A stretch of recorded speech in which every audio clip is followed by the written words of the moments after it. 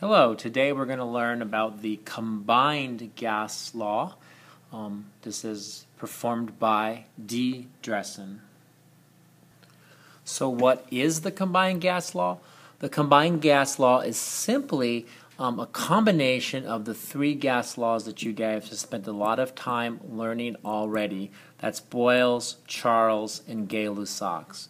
So up here I basically have a nice summary slide which gives the name of each law and it shows its relationship. Keep in mind with those relationships that those arrows can all be reversed. So in Boyle's, when pressure is up and volume's down, it can also be pressure down, volume's up. The same with Charles and Gay-Lussac's. Both pressure and volume and temperature can all go up, but for instance in Charles' law, volume and temperature could both go down together. And remember, Boyle's law again is it's an inverse law. Pressure and volume are inversely related to each other. In Charles and Gay-Lussac's, the variables are directly proportional. And then there's the, I also have listed the actual formulas for each of them. And then on the end column, I actually think this is important to note that I've listed the variable that's constant in each one. So it's really the variable that doesn't appear in the equation. So for instance, Boyle's, the constant is temperature. For Charles, the constant is pressure. And for Gay-Lussac's law, the constant is volume. You notice in all three there's a little n beside there. That's really something we haven't talked about yet, and we'll begin to talk about more real quickly. And n actually is the chemistry symbol for moles in a lot of equations, the little letter n. And in all of these cases, moles is constant, which means that we've never changed the number of molecules when we actually do the equation. We haven't changed the number, so we haven't added a reaction yet to these equations. When we learn the ideal gas law, we will start changing n as well. So I'll give you about 30 more seconds or so to go ahead and jot down these laws. If you want to make a nice little summary in your notes, I'll give you about 30 seconds.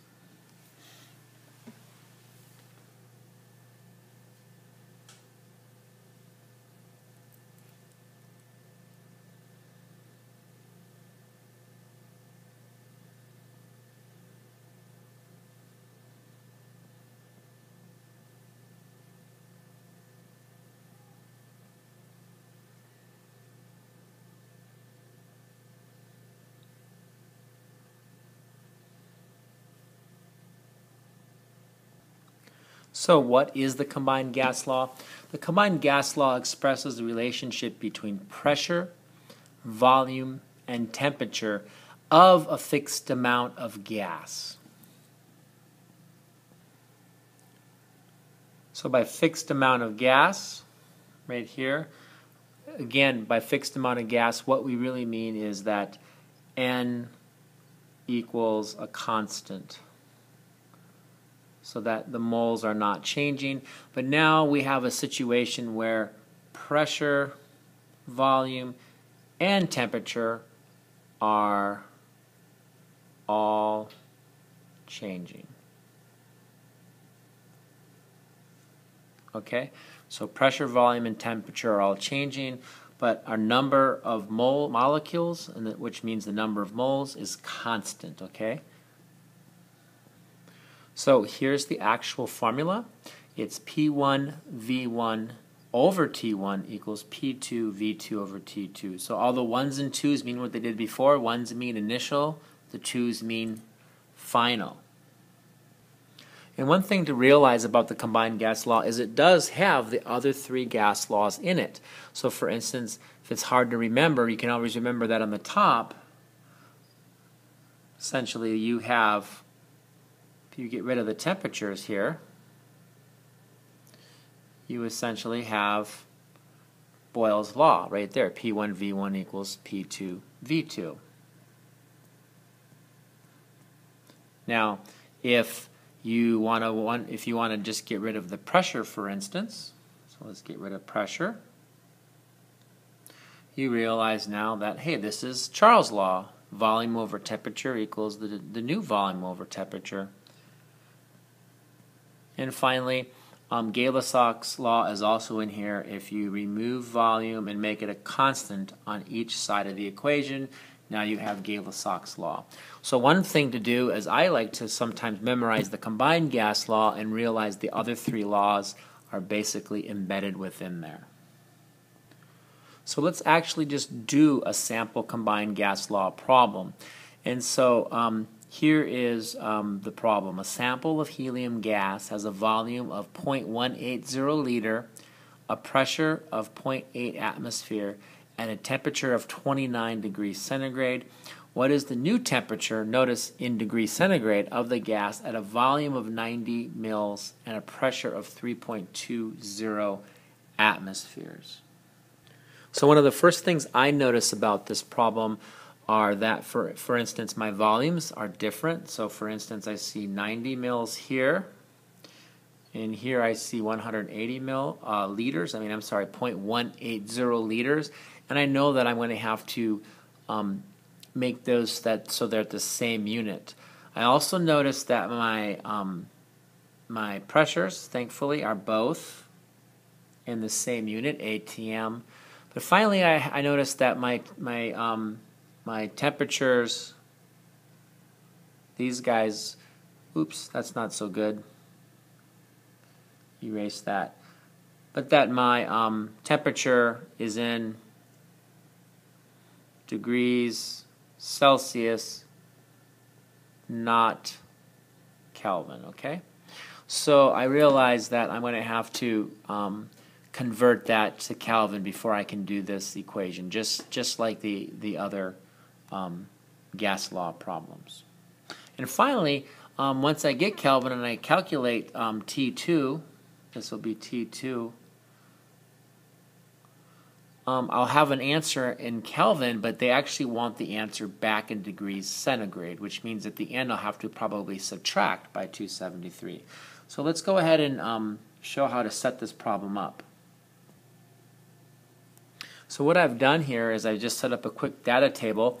So for instance, I said P1 equals 0.800 ATM, P2 equals 3.20 ATM, V1 equals 180 milliliters, V2 equals 90 milliliters. Notice that I've converted this guy, 0.180 liters, to 180 milliliters. I did this by essentially dividing by 1,000, or I'm sorry, by multiplying by 1,000. Let's be clear on that. Or moving the decimal place 3 places to the right. So 0.180 liters does equal 180 mils. And then I've also went ahead with the temperature and I took 29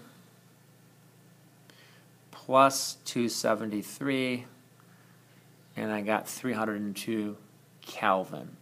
So we'll quickly write these down in P1, P2, V1, V2, T1, and T2 as the X. And then make sure you have that data, and let's see if we can solve this problem. So go ahead and start by writing down the formula for the combined gas law. P1 V1 over T1 equals P2 V2 over T2. Now we'll simply go ahead and plug in the numbers from the problem. So once I plug in these numbers, this is what I have. I have 0.800, that was my pressure, times the original volume, which was 180 milliliters, and then I divided it by that converted temperature to 302 Kelvin. I then set that equal to the new pressure, 3.2 atmospheres times 90 mils, and then what we're looking for is the new temperature, T2, so I set that equal to X. The best way to solve these problems is simply to cross multiply. So simply take 302 times 3.2 times 90 and then set that equal to 0.8 times 180 times X. So the product of that cross multiplication is shown here. So it's 144X equals 86976. And I simply now divide both sides by 144. So we can do that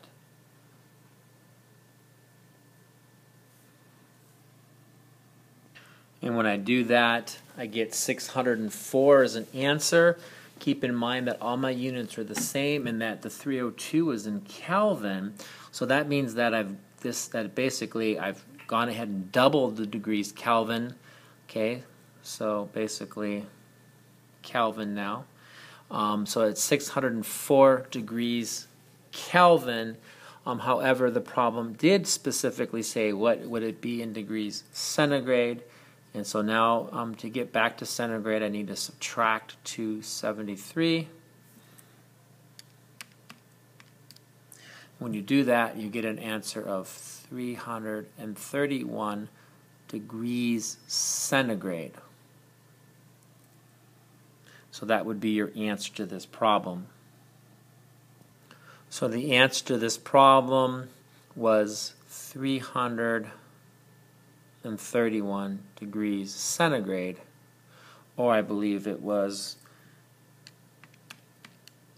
604 degrees Kelvin. Okay, so that would be the answer to this problem. And I've always found that, in a way, I think combined gas law problems are one of the easier ones to solve, because essentially the problem gives it away when you start seeing so many numbers in the problem. Okay, one trick they try to do with you sometimes is they'll give you some numbers and they'll say, oh, and then we go to STP, so they'll actually say the words STP, standard temperature and pressure.